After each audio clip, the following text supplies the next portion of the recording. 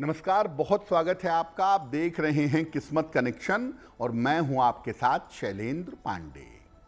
शनि की साढ़े सात साल तक चलती है और इसमें ढाई साल के 3 चरण होते हैं। लेकिन पूरी साढ़े साती के परिणाम एक तरीके के नहीं होते हैं। साढ़े साती के 3 चरणों के परिणाम अलग अलग होते हैं और कैसे होते हैं हर चरण के परिणाम, आज इस विषय पर बात करेंगे। हम आज बात कर रहे हैं शनि की साढ़े साती के चरणों के बारे में। शनि की साढ़े साती क्या है, पहले ये समझते हैं। शनि एक राशि में लगभग 2.5 वर्ष तक रहते हैं। जब किसी राशि से 12वें स्थान में जाते हैं तो साढ़े साती शुरू हो जाती है और जब राशि के दूसरे भाव से निकलते हैं तो साढ़े साती समाप्त हो जाती है। यानी जब 12वें रहेंगे पहला 2.5 साल, जब उस राशि में रहेंगे दूसरा 2.5 साल और जब उस राशि से दूसरे स्थान में रहेंगे तीसरा 2.5 साल। लगातार एक राशि को 7.5 साल तक प्रभावित करते हैं तो इसको साढ़े साती कहा जाता है। यानी 12वें होने पर, उस राशि में होने पर और उस राशि के दूसरे भाव में होने पर ये 2.5 साल के 3 हिस्से साढ़े साती कहे जाते हैं। साढ़े साती का जो पहला चरण है, जब शनि किसी राशि से 12वें रहते हैं तो इसका प्रभाव क्या होता है। देखिए, साढ़े साती का पहला चरण सामान्यतः नकारात्मक नहीं होता है, उतनी प्रॉब्लम नहीं देता है। लेकिन साढ़े साती के पहले चरण में स्थान परिवर्तन की संभावना जरूर बनती है। इसमें धन का खर्च थोड़ा बढ़ जाता है।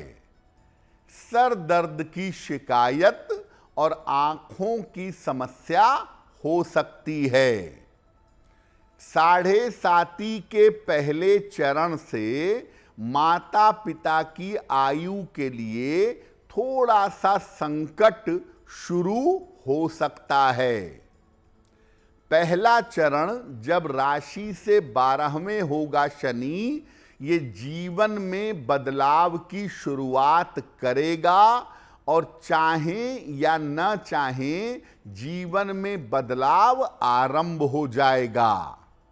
जैसे इस समय मेष राशि पर साढ़े साती का पहला चरण चल रहा है। पहले चरण में अगर आप हनुमान जी की पूजा करें, हनुमान चालीसा का पाठ करें, हनुमान जी का दर्शन करें तो विशेष लाभ होगा। जब शनि किसी राशि में आते हैं, उसी राशि में पहुंच जाते हैं तो ये साढ़े साती का दूसरा चरण होता है। पहले 2.5 साल बीत चुके होते हैं और अगले 2.5 साल चल रहे होते हैं। साढ़े साती के दूसरे चरण का प्रभाव क्या है? देखिए, साढ़े साती का दूसरा चरण सामान्यतः जीवन में थोड़ा संघर्ष बढ़ा देता है। इस समय में स्ट्रगल बढ़ता है। इसका प्रभाव करियर पर जरूर पड़ता है।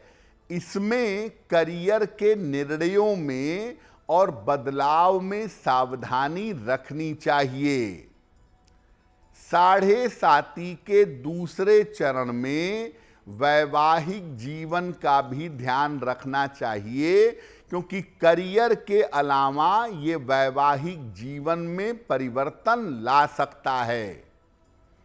साढ़े साती के दूसरे चरण में अगर आप मेहनत करेंगे तभी आपको लाभ होगा, बैठने से लाभ बिल्कुल नहीं होगा। साढ़े साती के दूसरे चरण को अगर आप बेहतर रखना चाहते हैं तो दान करने से और सात्विकता रखने से इसमें लाभ होता है। साढ़े साती का दूसरा चरण जरूरत से ज्यादा मेहनत करवाता है और करियर में किसी तरह का बदलाव या करियर में किसी तरह की चीज, बड़ी चीज सामने आ जाती है। जब शनि किसी राशि से दूसरे स्थान में जाते हैं, दूसरे भाव में जाते हैं, तो इसको साढ़े साती का तीसरा और अंतिम चरण कहा जाता है। जैसे अभी कुंभ राशि पर साढ़े साती का अंतिम चरण चल रहा है, तो साढ़े साती के तीसरे और अंतिम चरण का सामान्य प्रभाव क्या है? साढ़े साती का अंतिम चरण सामान्यतः सबसे कठोर, सामान्यतः सबसे ज्यादा कष्टदायक होता है। ये स्वास्थ्य और आर्थिक स्थिति को आम तौर पर उलट पलट कर देता है। जब साढ़े साती का अंतिम चरण चल रहा होता है, उस समय जीवन में बड़े परिवर्तन होते हैं, करियर में, स्थान में, परिवार में।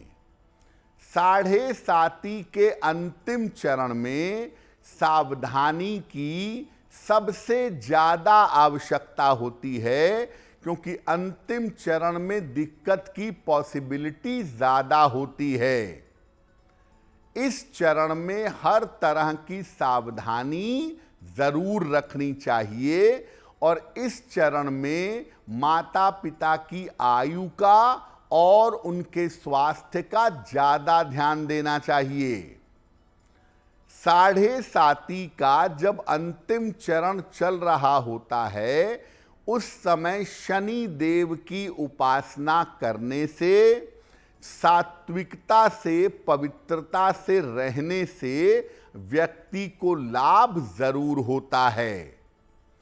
तो अगर साढ़े साती का अंतिम चरण चले, विशेष सतर्क हो जाना चाहिए और शनि मंत्र का या दशरथ कृत शनि स्तोत्र का पाठ करना चाहिए और साढ़े साती के अंतिम चरण में पवित्रता और सात्विकता से रहना चाहिए।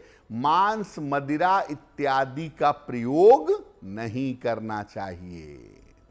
अगर आप मुझसे जुड़ करके अपनी समस्याओं का समाधान चाहते हैं और चाहते हैं कि आपकी समस्याओं को ज्योतिष के माध्यम से सुलझाया जाए, तो आप हमसे संपर्क कर सकते हैं, जुड़ सकते हैं एस्ट्रो तक पर।